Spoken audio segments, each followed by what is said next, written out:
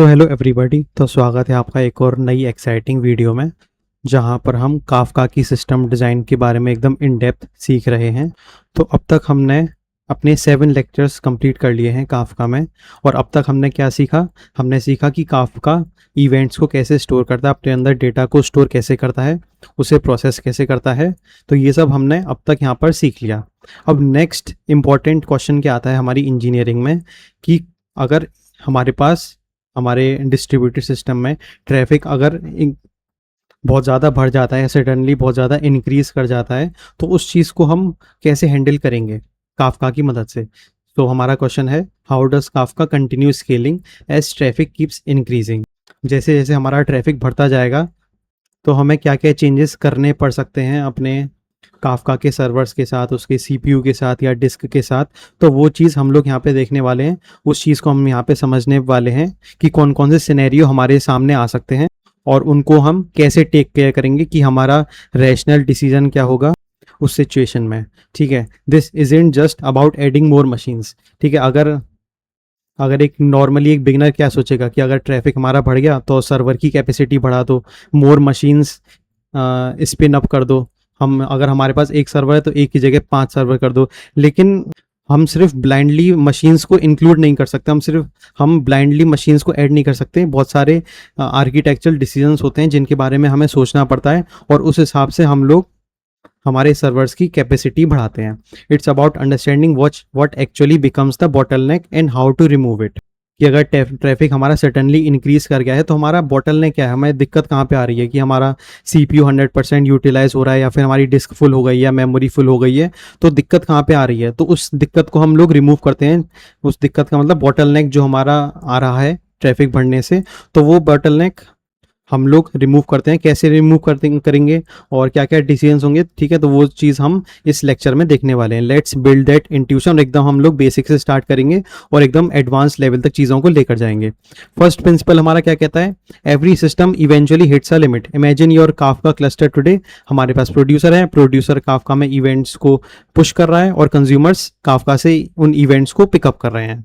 अब यहाँ पे हमारे पास जो हेडिंग है, every system eventually hits a limit, इसका मतलब ये है कि हम कोई भी सिस्टम बना दें, कैसा भी सिस्टम बना दें, अगर ट्रैफिक बहुत ज़्यादा बढ़ जाएगा, हमारे पास 1 मिलियन यूज़र्स आ रहे हैं या हमारे पास 10 मिलियन यूज़र्स आ रहे हैं या 1 बिलियन यूज़र्स आ रहे हैं, तो कोई भी सिस्टम आप बना लो वो कभी ना कभी तो अपनी लिमिट को हिट करेगा ही करेगा। कहीं ना कहीं कोई ना कोई दिक्कत तो आनी ही आनी है। कोई भी सिस्टम यहाँ पे परफेक्टली एकदम आइडियल नहीं है। जो अगर हम अमेज़ोन का एग्जांपल है, अमेज़ोन एक बहुत लार्ज ई कॉमर्स कंपनी है।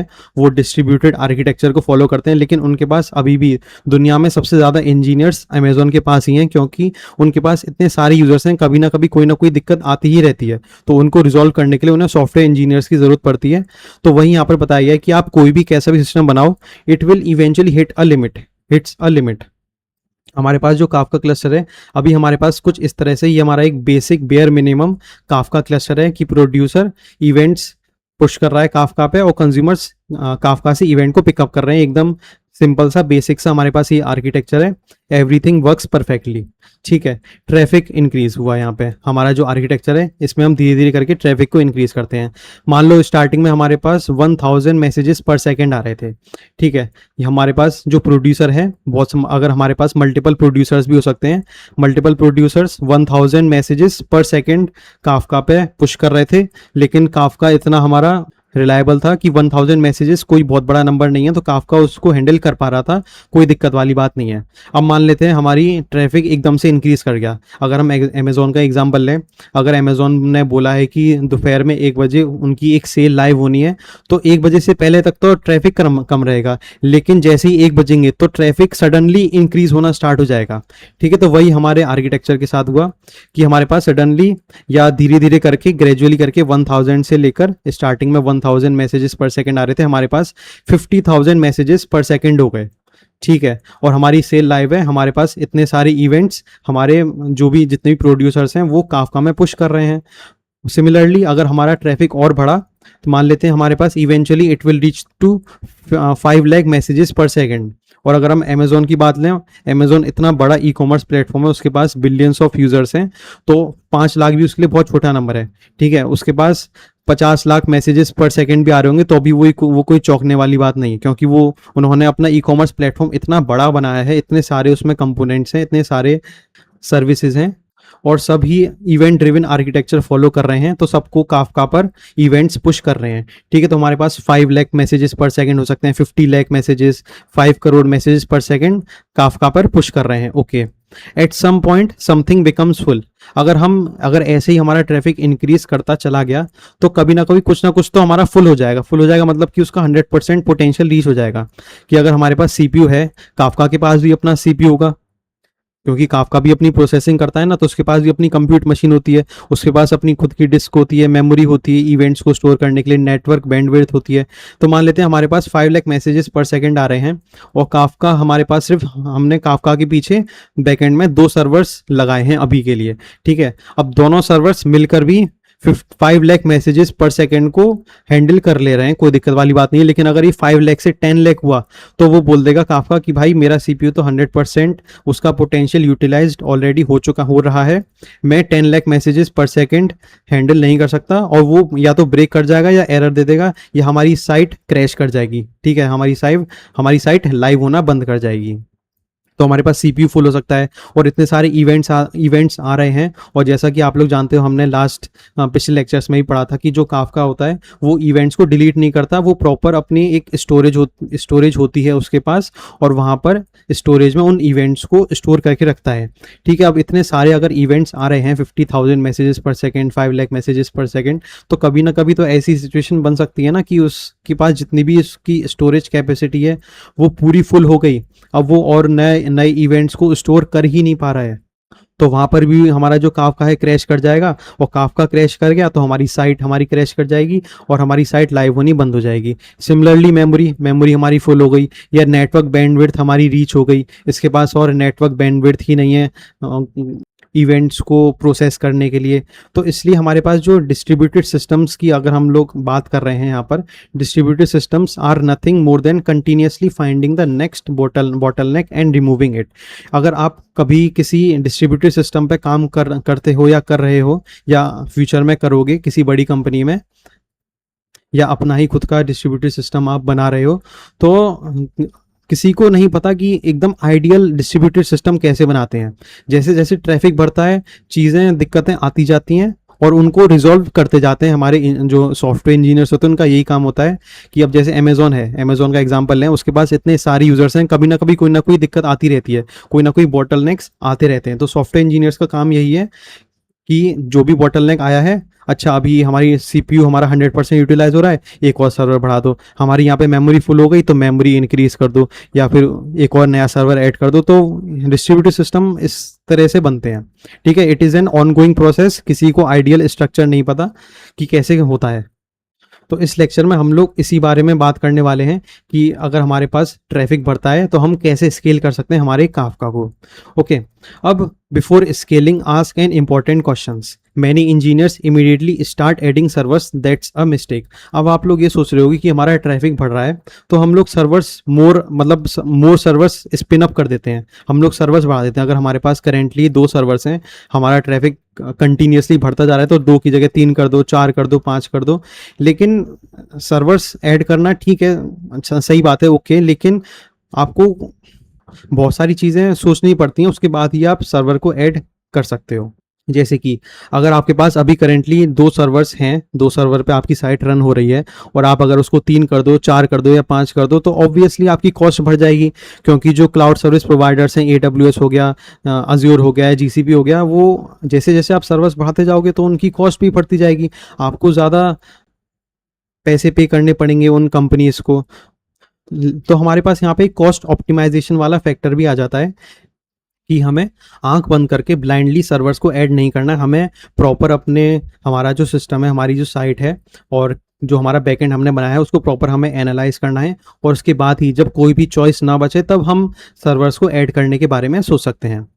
सबसे पहले हमें क्या क्वेश्चन पूछना चाहिए, does this system actually need more capacity. जो हमने सिस्टम बनाया है, क्या इसको मोर कैपेसिटी की ज़रूरत है, या हम कहीं पे कुछ गलत कर रहे हैं, या कोई लॉजिक हमारा गड़बड़ा रहा है, उसको सही करके हमारी कैपेसिटी हम फिर से वापस आ सकते हैं, हमें सर्वर्स को ऐड करने की ज़रूरत ही ना पड़े।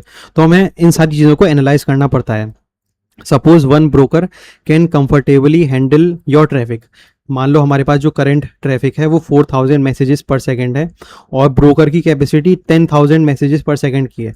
तो हम लोग यहाँ पर देख रहे हैं कि हमारा जो सर्वर है उसकी कैपेसिटी ज़्यादा है, लेकिन अभी उसका जो 100% पोटेंशियल है वो यूटिलाइज नहीं हो पा रहा है, वो सिर्फ 4000 मैसेजेस ही प्रोसेस कर रहा है पर सेकंड। ठीक है, कहीं हमारा कोई कोड गलत हो गया होगा या कोई लॉजिक गलत हो गया होगा, उसकी वजह से ऐसा हो रहा होगा। तो हम लोग ने एनालाइज किया, हमने पता किया कि अच्छा ब्रोकर की कैपेसिटी 10,000 है और वो सिर्फ अभी 4000 यूज़ कर रहा है, तो कहाँ पर दिक्कत आ रही है। अच्छा यहाँ पर सही कर देंगे तो ये अपनी 100% पोटेंशियल को यूटिलाइज कर पाएगा। ठीक है, फिर उसको सही कर देते हैं, हमें मोर सर्वर्स ऐड करने की ज़रूरत ही नहीं पड़ेगी। There is no reason to complicate the architecture. ठीक है, बिना मतलब के आर्किटेक्चर को हमें कॉम्प्लिकेट नहीं करना चाहिए, क्योंकि ऑलरेडी कोड इतना कॉम्प्लिकेटेड होता है। अगर बड़े बड़े आप सिस्टम में अगर आपने काम किया होगा डिस्ट्रीब्यूटेड आर्किटेक्चर में, तो धीरे धीरे करके कोड इतना बड़ा हो जाता है, सिस्टम हमारा इतना कॉम्प्लेक्स हो जाता है कि उसको हैंडल करना थोड़ा सा मुश्किल हो जाता है अगर आपको चीज़ें नहीं पता, और नई नई दिक्कतें आती रहती हैं। ठीक है, तो बेकार में हमें अपने आर्किटेक्चर को कॉम्प्लिकेट नहीं करना चाहिए। एक्स्ट्रा सर्वर मींस अगर हम एक्स्ट्रा सर्वर ब्लाइंडली ऐड कर देंगे तो मोर कॉस्ट, हमें क्लाउड सर्विस प्रोवाइडर्स को बहुत और ज़्यादा पैसे देने पड़ेंगे, मोर रेप्लिकेशन हमें करना पड़ेगा, मोर मॉनिटरिंग करनी पड़ेगी। अगर हम ज़्यादा सर्वर्स को ऐड कर रहे हैं तो हमें सारे सर्वर्स की मॉनिटरिंग भी सेटअप करनी पड़ेगी, मोर कोऑर्डिनेशन हमें बिठाना पड़ेगा। और यहाँ पे जो मोर एप्लीकेशन वाला, ये हमारा सबसे इंपॉर्टेंट पॉइंट है कि अगर हमारे पास कुछ डेटा सर्वर ए में हमारे पास स्टोर्ड है तो उसको हमें रेप्लिकेट करना पड़ेगा सर्वर बी में भी, सर्वर सी में भी। और अगर हम 10 सर्वर और ब्लाइंडली ऐड कर देते हैं तो हमें उन सारे 10 सर्वर्स में उस पर्टिकुलर डेटा को सिंक्रोनाइज करना पड़ेगा। ठीक है, तो ये भी एक हमारे पास चैलेंज है। तो बिना ब्लाइंडली हमें आंख बंद करके सर्वर्स को ऐड नहीं कर देना, हमें प्रॉपर एनालिसिस करना है। ठीक है, a good engineer scales only when required, never before. ठीक है, तो ये इंपॉर्टेंट पॉइंट है जो आप अपनी लाइफ में याद रख सकते हो। द बिगेस्ट स्केलिंग मिस्टेक क्या होती है? People new to Kafka often thinks it's just data, let's put everything into Kafka. जैसे कि हम लोग पिछले लेक्चर्स में ही पढ़ चुके हैं कि जो हमारा काफका होता है वो प्रॉपर इवेंट्स और उनके मेटा डेटा को स्टोर करके रखता है अपनी फाइल्स में। जो भी हमने उसको फाइल्स का एक्सेस दे रखा होता है तो वो अपनी स्टोरेज में, जिसके पास भी उसका एक्सेस होता है, जितनी उसकी कैपेसिटी होती है स्टोरेज की, वो अपने सारे इवेंट्स को, उनके मेटा डेटा को स्टोर करके रखता है। अब लोग यहाँ पे सोचने लगते हैं कि अच्छा यहाँ पे डेटा स्टोर हो रहा है तो प्रॉपर जो हमारे पास बड़ी बड़ी फाइल्स हैं उनको भी काफका में स्टोर करवा लो। Imagine uploading a movie size 1.5 GB। अब बिगिनर में क्रिएट वीडियो आईडी हमने बना दी और ये हमारी वीडियो की पूरी फाइल हो गई। ठीक है, एक बिगिनर ये मिस्टेक कर सकता है कि वो पूरी पूरी फाइल ही उठा करके काफका को देते और काफका फिर उसको स्टोर करने लग रहा है। This looks innocent but it's actually terrible. ये रॉन्ग नहीं है, टेरेबल है, मतलब बहुत ही ज़्यादा गलत है, क्योंकि काफका जो है वो सिर्फ इवेंट्स और उनका जो मेटा डेटा है और उसका जो ऑफसेट कमिट है, हम सिर्फ उसको स्टोर करवा रहे हैं काफका में, हम पूरा का पूरा फाइल को स्टोर नहीं करवा रहे हैं। क्योंकि अगर हम पूरी पूरी फाइल को ही स्टोर करवाने लग गए तो मतलब बहुत ज़्यादा दिक्कत हो जाएगी। ठीक है, क्यों क्या दिक्कत होगी उसको भी देख लेते हैं। Why is this bad?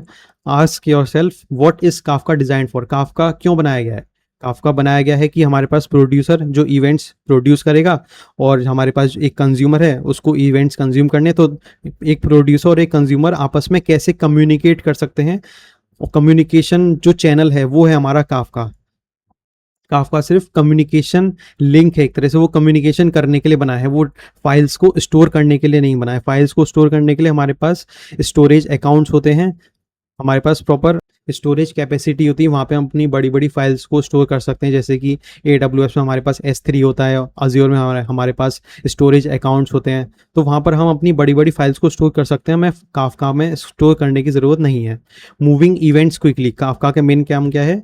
Events को क्विकली मूव करना, नॉट स्टोरिंग ह्यूज फाइल्स। अगर मान लो प्रोड्यूसर ने एक 1 GB का मैसेज काफका पे अपलोड कर दिया, ठीक है, तो बहुत सारा जो कंप्यूट है वो तो यही एक वन पर्टिकुलर इवेंट ले जाएगा, क्योंकि वन एक जो हमारे पास ये जो मैसेज आया है 1 GB का मैसेज, इसको स्टोर करने के लिए भी कुछ तो बैंडविड्थ लगेगी ना। तो वही यहाँ पर इन्होंने बताया गया है, immediately every component page the price. जो हमारा प्रोड्यूसर है उसको ह्यूज नेटवर्क ट्रांसफ़र करना पड़ेगा, क्योंकि हमारी फ़ाइल बहुत बड़ी है, तो बहुत ज़्यादा बैंडविड्थ भी हमारी इंटरनेट की खर्च होने वाली है। जो हमारा ब्रोकर है, जो हमारा सर्वर है, उसके पास भी डिस्क की कैपेसिटी यूजुअली हम लोग काफ़का की उतनी नहीं रखते हैं जो हमारी स्टोरेज अकाउंट्स की होती हैं, क्योंकि काफ़का उस चीज़ के लिए बना ही नहीं है। तो हम उस जो काफ़का में हम सर्वर्स यूज़ करते हैं उसमें थोड़ी कम ही रहती है डिस्क की कैपेसिटी। तो वहाँ पे हमें दिक्कत आने लग सकती है। हमारे पास जो फॉलोवर्स हैं उसमें रेप्लिकेशन का ट्रैफिक भी हमारा बढ़ जाएगा, कि हमारे पास जो 1 जीबी की फ़ाइल हमने काफ़का में अपलोड कर रहे हैं, उसको जितने भी ब्रोकर्स हैं काफ़का के, तो उनमें भी हमें रेप्लिकेट करना पड़ेगा, ठीक है? तो वहाँ पर भी हमारा जो स्टोरेज है वो फुल होती जाएगी, डिस्क कैपेसिटी बढ़ती जाएगी, वहाँ पर भी हमारा कंप्यूट यूटिलाइज़ हो रहा होगा। और जो कंज्यूमर्स होंगे, कंज्यूमर्स इवेंट को पिकअप कर रहे हैं, और मान लो हमारा जो एक इवेंट है वो 1 जीबी के साइज़ का है, तो उसको भी बहुत ज़्यादा बड़ी फ़ाइल डाउनलोड करनी पड़ जाएगी। तो यहाँ पे ये सारी दिक्कतें आ सकती हैं। इसलिए हम काफ़का में क्या स्टोर करते हैं, सिर्फ इवेंट का मेटा डेटा और कमिट ऑफसेट, ठीक है? हम पूरी की पूरी फाइल स्टोर नहीं करते। One oversized message affects the entire pipeline, the event stream becomes slow, ठीक है? Separate Meta data from data. इसलिए हम लोग जो हमारा प्रॉपर डेटा है, हमारी जो फाइल है 1 जीबी की, 2 जीबी की, उसको हम सेपरेट रखते हैं, और जो उस फाइल से रिलेटेड मेटा डेटा है उसको हम सेपरेट रखते हैं, और सिर्फ मेटा डेटा जो कि बहुत लाइट साइज का होता है, सिर्फ उसी को ही हम काफका में पुश करते हैं, ठीक है? पूरी पूरी फाइल को हम पुश नहीं करते। लेकिन और ये बहुत ऑब्वियस वाली चीज़ है कि हम पूरी पूरी फाइल को पुश नहीं करते हैं, वो मैंने for the sake of completeness आपको यहाँ पर समझा दिया है। अगर हम यहाँ पे एक कोरियर की बात करें, when shipping furniture the courier doesn't print the entire sofa on the shipping level. जो शिपिंग लेवल्स होती हैं उसमें हम सिर्फ सोफ़ा के बारे में जो मेटा डेटा है हम सिर्फ वही स्टोर करके रखते हैं, कि किस एड्रेस पर जाना है ये सोफ़ा, इसकी प्राइस क्या है, कहाँ से किसने कौन भिजवा रहा है, कौन डिलीवर कर रहा है, ठीक है? तो वो सारी चीज़ें होती हैं सिर्फ लेवल में, और पूरा का पूरा जो हमारा फर्नीचर होता है वो कहीं और होता है, ठीक है? The label only contains tracking number, address और recipient. The actual sofa travels separately. Kafka follows exactly the same principle, कि हमारी जो एंटायर वीडियो है या हमारी एंटायर फाइल है, ज़रूरी नहीं कि हम सिर्फ वीडियो ही स्टोर करवा रहे हैं, हमारी कोई कुछ भी फाइल हो सकती है, उसको हम कहीं और पर स्टोर कर रहे हैं, और कहाँ जहाँ पर हम स्टोर कर रहे हैं उसका जो पाथ है उसको हम अपने मेटा डेटा में रख सकते हैं। कि अगर हमने अपनी वीडियो या फाइल को S3 में स्टोर करके रखा हुआ है, तो S3 में कहाँ पर स्टोर्ड है, तो उसका हम पाथ यहाँ पर रख सकते हैं, कि जो हमारा इवेंट है उसको एटलीस्ट इतना पता है कि हमारी जो प्रॉपर बड़ी फाइल है वो कहाँ पर रखी है, ठीक है? और उसकी आईडी क्या है और उसकी लोकेशन क्या है, ठीक है? हम सिर्फ इतना रखते हैं हमारे इवेंट के मेटा डेटा में। Notice what happened, Kafka now transports information, not the object itself, ठीक है? काफका सिर्फ इंफॉर्मेशन को ट्रांसपोर्ट करता है, ऑब्जेक्ट को ट्रांसफर नहीं करता। The actual file lives somewhere design for large files such as object storage. Workers later download the file only when needed, ठीक है? जो वर्कर को जिस फाइल की जरूरत पड़ेगी वो उस हिसाब से उस पाथ पर जाकर फाइल को डाउनलोड कर सकता है। अगर कंज्यूमर को जरूरत पड़ेगी तो कंज्यूमर इस पाथ पर जाकर फाइल को डाउनलोड कर लेगा, एंड सो ऑन, ओके? तो वहीं यहाँ पर बताया कि हमारे पास जो वीडियो है उसको हमने ऑब्जेक्ट स्टोरेज में अपलोड कर दिया, और काफका को उसका मेटा डेटा मिला सिर्फ, ठीक है? पूरी फाइल नहीं मिली, सिर्फ मेटा डेटा मिला। और जो मेटा डेटा है वो किसी कंज्यूमर ने पिकअप किया, उसको अगर फाइल डाउनलोड करनी है तो वो उस पाथ पर गया, उसने फाइल डाउनलोड कर ली और अपनी प्रोसेसिंग कर ली, ठीक है? कोई दिक्कत वाली बात नहीं है। हमारा जो काफका है वो सिर्फ कम्युनिकेशन करने में हेल्प कर रहा है, इवेंट्स को क्विकली सेंड करने में हेल्प कर रहा है। Kafka remains lightweight, storage remains efficient, everyone does the job they were designed for, ठीक है? जो सर्विस जिस पर्पस के लिए डिज़ाइन की गई है वो सिर्फ वही काम करेगी।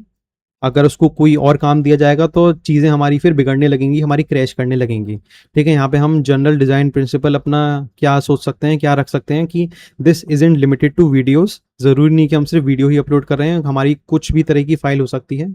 Never put huge objects into your event stream, ठीक है? पूरा का पूरा ऑब्जेक्ट्स आपको इवेंट स्ट्रीम में नहीं डालना, ठीक है? ये आप इंपॉर्टेंट चीज़ यहाँ पे याद रख सकते हो। Instead store the object elsewhere and publish only a reference. Reference का मतलब कि उसका पाथ, कि पब्लिश करो जो हमारा इवेंट है, इवेंट के अंदर सिर्फ रेफरेंस एग्जिस्ट करेगा, पूरी फाइल नहीं करेगी। ये मैंने थोड़ा आपको ओवर एक्सप्लेन कर दिया है, लेकिन आई होप आपको एकदम सब कुछ अच्छे से समझ में आ गया होगा। एग्जाम्पल्स हमारे पास इमेजेस हैं, बड़ी बड़ी इमेजेस हो सकती हैं, तो उनकी इमेज की यूआरएल हम लोग अपनी इवेंट स्ट्रीम में रख सकते हैं। हमारे पास डॉक्यूमेंट्स हैं तो डॉक्यूमेंट की आईडी इवेंट स्ट्रीम में हो सकती है। अगर हमारे पास ऑडियो फाइल्स हैं तो ऑडियो फाइल्स की पाथ को हम इवेंट स्ट्रीम में एज अ मेटा डेटा रख सकते हैं। मशीन लर्निंग मॉडल को हमें स्टोर करवाना है तो मॉडल का वर्जन हम लोग मेटा डेटा में स्टोर कर सकते हैं। Events should describe where the data is not contain the data itself. ठीक है, आई होप आपको सब कुछ अच्छे से समझ में आ गया होगा। What actually increases capacity. अब यहाँ पर क्वेश्चन उठता है कि कैपेसिटी, मान लो कि हमने अपना पूरा एनालिसिस कर लिया और एनालिसिस में हमें ये समझ में आया कि हमें सर्वर्स को और स्पिन अप करने की जरूरत पड़ रही है। मतलब कि हम अगर हमारे पास सिर्फ एक सर्वर है अभी के लिए, तो हमें और भी सर्वर्स ऐड करने की जरूरत पड़ रही है। ठीक है, तो उस चीज को हम लोग यहाँ पर देखते हैं। Suppose eventually one broker hits it's limit, कि हमारे पास जो एक सर्वर था वो अपनी लिमिट को रीच कर गया, हमने अपना सारा एनालिसिस लगा दिया, सारा अपनी जुगाड़ लगा दी, लेकिन हमें ऐसी कोई चीज़ पता नहीं चल पा रही है कि उसी सर्वर में काम हो जाए, हमें और सर्वर्स इंक्लूड करने पड़ेंगे ही पड़ेंगे। Okay, adding RAM doesn't help for ever. अगर हम सिर्फ उसी एक ब्रोकर में, उसी सर्वर में सिर्फ रैम को ही ऐड करते जाएंगे, it will not help for ever. हमें कभी ना कभी अपना सर्वर्स का जो काउंट है, इंस्टेंसेस हैं सर्वर के, उनको बढ़ाना पड़ेगा ही पड़ेगा। द रियल सॉल्यूशन इज कि हमारे पास स्टार्टिंग में ब्रोकर ए था, सिर्फ एक सर्वर था, और हमने ब्रोकर ए, ब्रोकर बी, ब्रोकर सी, 3 सर्वर्स और ऐड कर दिए। एवरी न्यू ब्रोकर कंट्रीब्यूट्स, हमने जो एक एक ब्रोकर हम लोग यहाँ पे बढ़ा रहे हैं, तो हर एक ब्रोकर डिस्क बढ़ा रहा है, सीपीयू बढ़ा रहा है, कंप्यूट बढ़ा रहा है, मोर नेटवर्क बैंडविड्थ बढ़ा रहा है। कि हमने एक और, अगर हमारे पास स्टार्टिंग में सिर्फ एक सर्वर था, हमने एक और ऐड कर दिया तो उसने डिस्क कैपेसिटी बढ़ा दी, कंप्यूट पावर बढ़ा दी, प्रोसेसिंग पावर बढ़ा दी, और नेटवर्क बैंडविड्थ भी बढ़ा दी। और अगर हम एक और सर्वर को ऐड कर देंगे, एक और ब्रोकर को ऐड कर देंगे, तो और हमारी जो कैपेसिटी है वो बढ़ जाएगी। Capacity grows almost linearly, but adding brokers alone is not enough, here's why. अब आप लोग सोच रहे होगे कि आपने सर्वर्स ऐड कर दिए और आपका हो गया काम, लेकिन नहीं, और भी काम बचा होता है। क्या क्या चीज़ें, कौन कौन से सिचुएशंस हमारे बन सकते हैं, और उन सिचुएशंस में हमें क्या क्या करना चाहिए, उसको हम यहाँ पे देखते हैं। मान लो कि हमारे पास स्टार्टिंग में एक सर्वर था, हमने 2 सर्वर और ऐड कर दिए। ओके, अब हमारे पास सिचुएशन किस तरह की बनी। यहाँ पे हम एक एनालॉजी लेते हैं कि हमारे पास 3 वेयर हाउसेज हैं, warehouse A, ware house B और warehouse C. Warehouse का मतलब होता है हिंदी में गोडाउन, कि जहाँ पर सारा का सारा सामान स्टोर होता है। ओके, हमारे पास स्टार्टिंग में एक वेयर हाउस था, हमने 2 वेयर हाउस और इंक्लूड कर दी, क्योंकि एक वेयर हाउस में हमारा सारा सामान आ नहीं पा रहा था। अब हमने वेयर हाउस तो यहाँ पर बढ़ा दी है, लेकिन हम अपने काम के लिए सिर्फ एक ही वेयर हाउस यूज कर रहे हैं, और वेयर हाउस बढ़ाने के बाद भी। For example, but every truck still unloads into warehouse A. जो भी नए नए ट्रक आ रहे हैं वो अभी भी वेयर हाउस ए में ही अनलोड कर रहे हैं, ना वेयर हाउस बी में जा रहे, ना वेयर हाउस सी में जा रहे। Did capacity increase? No, ware house B and C remain empty. यहाँ पर सिर्फ सर्वर ऐड करने से काम नहीं होगा, हमें उनको अच्छे से इम्प्लीमेंट भी करना होगा कि हमारे पास जो ट्रैफिक आ रहा है वो वेयर हाउस ए में भी जाना चाहिए, वो सर्वर ए में भी जाना चाहिए, सर्वर बी में भी जाना चाहिए, सर्वर सी में भी जाना चाहिए। ऐसा नहीं होना चाहिए कि हमने आग बंद करके सर्वर्स ऐड कर दिए, लेकिन अभी भी ट्रैफिक हमारा सारा का सारा सर्वर ए में जा रहा है। ठीक है, ऐसा नहीं होना चाहिए। उसको हम कैपेसिटी बढ़ाना नहीं कहते। कैपेसिटी बढ़ाना तब कहेंगे जब ट्रैफिक हमारा डिस्ट्रीब्यूट होना स्टार्ट हो जाएगा सारे के सारे सर्वर्स में। Exactly the same thing can happen inside Kafka. Adding brokers only helps if data is distributed properly. ठीक है, यहाँ पे अगर हमारा डेटा प्रॉपरली डिस्ट्रीब्यूटेड हो रहा होगा, जिसके लिए हम लोग लोड बैलेंसर को यूज़ करते हैं, तो अगर हमारा जो डेटा है वो इवनली डिस्ट्रीब्यूटेड हो रहा होगा, तभी हम उसको कहेंगे कि हमारी कैपेसिटी, हम लोग ने अपने सिस्टम की कैपेसिटी बढ़ा दी है। तो वहीं यहाँ पे अगला पॉइंट कहता है distribution is more important than machines, कि अगर हमने नई मशीन्स इंक्लूड भी कर दी लेकिन हम डिस्ट्रीब्यूशन नहीं कर पा रहे हैं, तो हमारी उन नई मशीन्स को ऐड करने का कोई फ़ायदा नहीं होगा। अब यहाँ पे कुछ चैलेंजेस, कुछ प्रॉब्लम्स और आती हैं, क्या क्या आ सकती हैं वो हम देखते हैं। कि मान लो हमने सर्वर्स बढ़ा दिए, अब सर्वर्स बढ़ा दी तो हमारे पास मल्टीपल पार्टीशंस हो गए, कि हमारे पास पार्टीशन 0 है, पार्टीशन 1 है, पार्टीशन 2 है। अब हमारे पास जो ट्रैफिक आ रहा है वो अभी भी सारा का सारा जितने भी वो इवेंट्स को स्टोर करना चाहता है, वो सारे के सारे पार्टीशन 0 में स्टोर कर रहा है। कोई भी वजह हो सकती है कि हमारे पास हमने जो हैश फंक्शन बनाया था वो सही से काम ना कर रहा हो, या फिर हमने सर्वर्स लगाए थे वो सही से काम ना कर रहा हो, लेकिन कुछ भी वजह से हमारा जो ट्रैफिक आ रहा है वो सारा का सारा अभी पार्टीशन जीरो में जा रहा है, key hashes to partition zero, but every event chooses partition zero. सारे के सारे इवेंट्स अभी भी पार्टीशन जीरो को ही चूज कर रहे हैं, चाहे हमने पार्टीशन वन पार्टीशन टू ये सब हमने अपने पार्टीशंस का काउंट बढ़ा दिया, लेकिन अभी भी सारे के सारे इवेंट्स पार्टीशन जीरो को यूज कर रहे हैं। तो इस समय क्या होगा, जो हमारा ब्रोकर वन है उसका जो सीपीयू यूटिलाइजेशन है वो अभी भी 100% पे होगा, और जो बाकी ब्रोकर्स हैं उनका सीपीयू बस 5% और 4% की यूटिलाइजेशन पर है। ठीक है, तो ये हमारी एक टेरेबल सिचुएशन है, क्योंकि हमारा जो डेटा है, हमारा जो ट्रैफिक है वो इवनली डिस्ट्रीब्यूट नहीं हो पा रहा।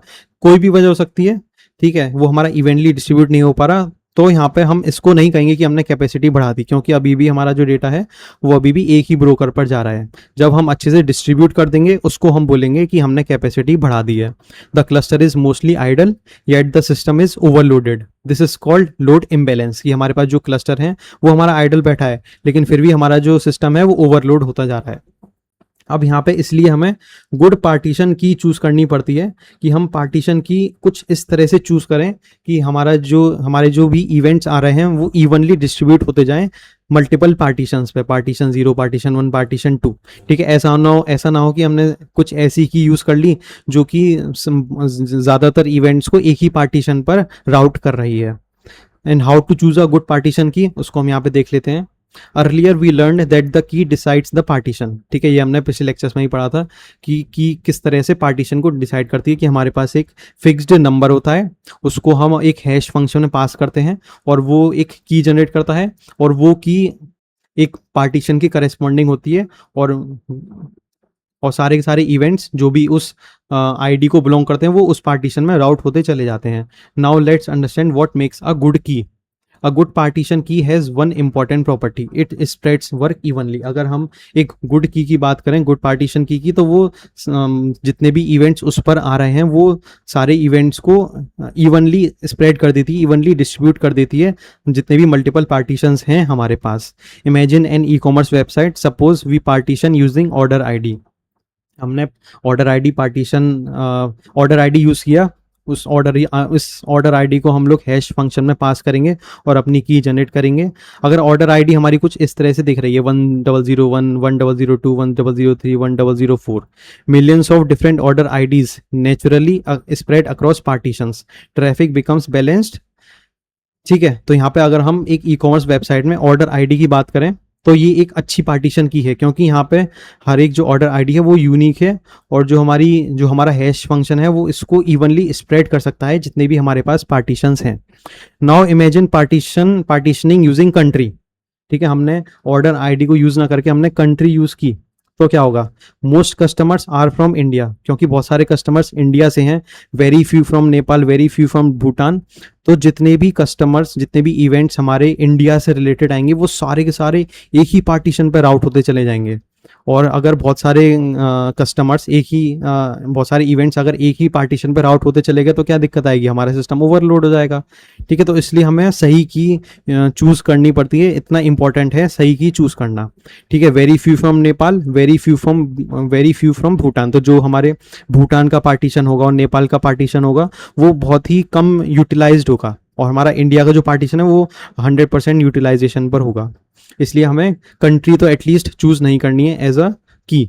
Suddenly one partition receives almost everything, the partition key isn't distributing work evenly anymore.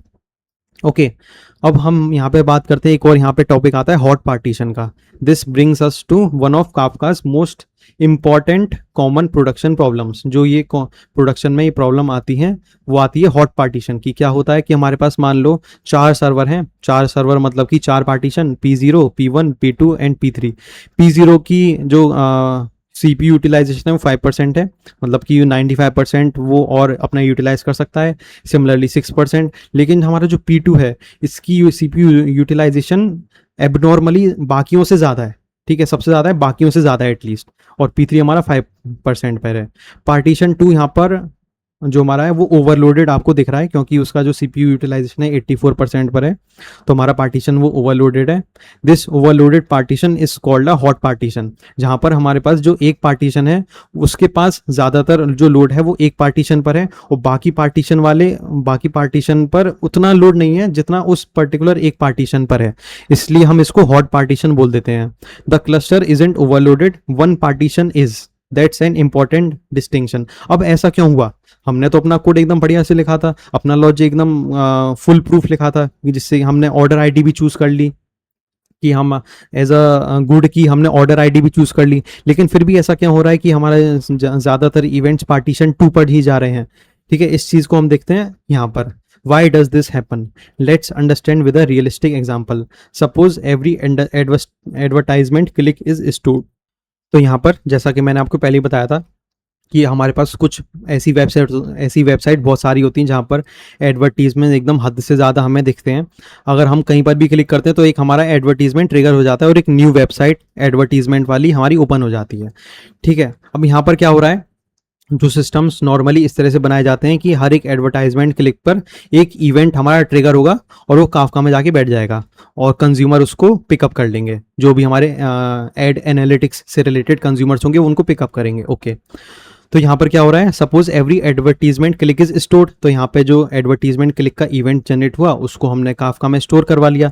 Event किस तरह से दिख रहा है कि हमारे पास एक पर्टिकुलर एड आईडी है, मान लो एड हमारा नाइकी का है, नाइकी के जूते उससे रिलेटेड हमारा ऐड है। ठीक है, तो ऐड आईडी हमारी 101 और यूजर आईडी की किस यूजर ने उस ऐड पर क्लिक किया। नेचुरली हम लोग क्या चूज करेंगे, एज अ गुड पार्टीशन की हम लोग ऐड आईडी चूज कर लेंगे। ठीक है, कोई दिक्कत वाली बात नहीं है, हमने ऐड आईडी को एज अ पार्टीशन की चूज कर लिया। इसको हम पास करेंगे अपने हैश फंक्शन में, ये एक पर्टिकुलर नंबर जनरेट करके देगा पार्टीशन नंबर, और उस हिसाब से हम लोग उस पर्टिकुलर इवेंट को उस पर्टिकुलर पार्टीशन पर राउट कर देंगे। Sounds reasonable. Now imagine one advertisement suddenly becomes viral. हमारा जो नाइकी का एडवर्टीजमेंट था वो सडनली हमारा वायरल हो गया।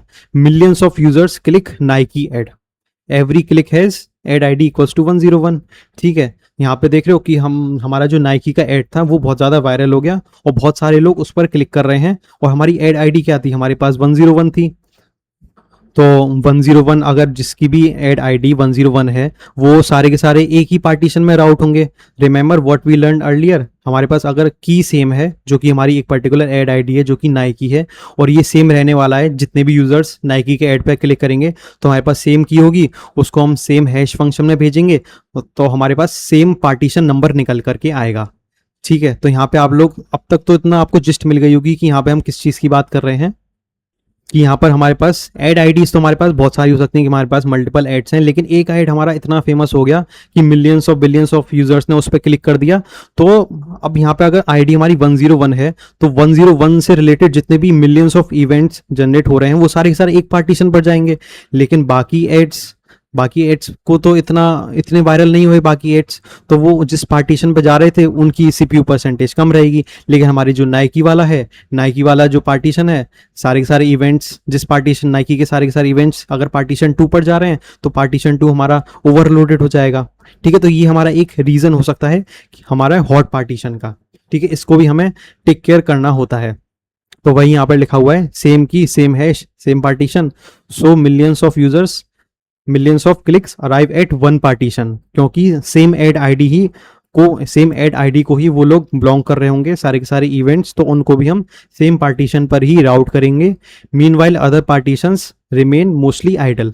The issue isn't that Kafka is slow.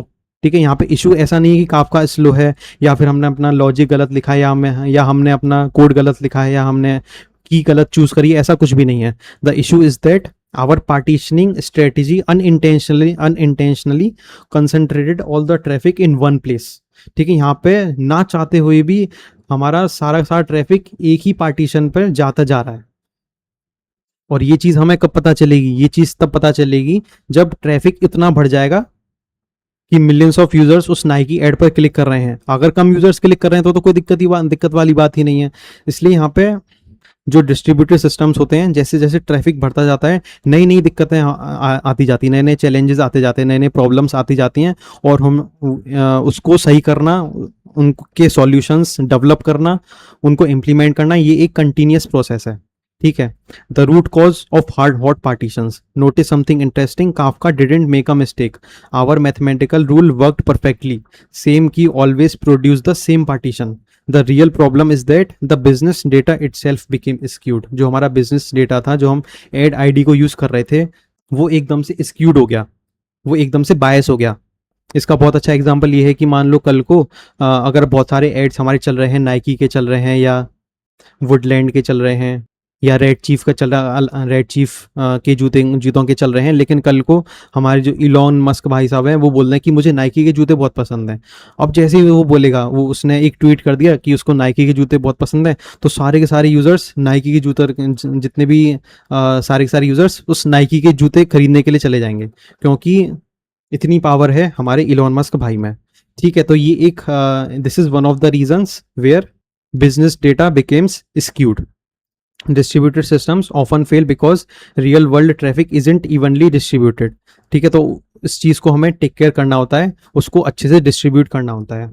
इसका एक और एग्जांपल ये है कि some users are famous, some products go viral, some hashtags explode, some videos trend globally. तो जो भी हमारे प्रोडक्ट्स वायरल हो गए होंगे, या जो भी हमारे यूजर्स फेमस हुए होंगे, अगर वो एक ही आईडी को बिलोंग करते हैं, तो उस पार्टीशन पे वो पार्टीशन हमारा ओवरलोड होता जाएगा। ठीक है। तो uniform algorithms meet non uniform reality.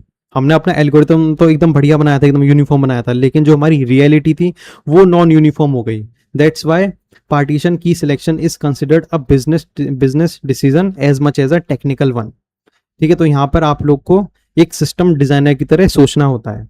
So whenever you are selecting a partition key in an interview, ask yourself these questions.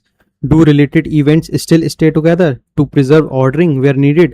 Will this key naturally spread traffic across many values? जो हम की को यहाँ पे choose कर रहे हैं, क्या ये हमारे ट्रैफिक को अच्छे से डिस्ट्रीब्यूट कर पाएगी, अच्छे से स्प्रेड कर पाएगी? क्या ऐसा हो सकता है कि मैं जो की चूज कर रहा हूँ, क्या उसकी वजह से could one value suddenly become much more popular than the others? जो हमारे पार्टीशन है, हमने कोई ऐसी की चूज करी, उसकी वजह से हमारा एक पार्टीशन ओवरलोड हो गया, क्या वैसी कंडीशन जनरेट हो सकती है? तो उस चीज़ के बारे में हमें सोचना होता है, चाहे हम इंटरव्यू में बैठे हों, या फिर चाहे हम कोई डिस्ट्रीब्यूटेड आर्किटेक्चर या डिस्ट्रीब्यूटेड सिस्टम पर काम कर रहे हों।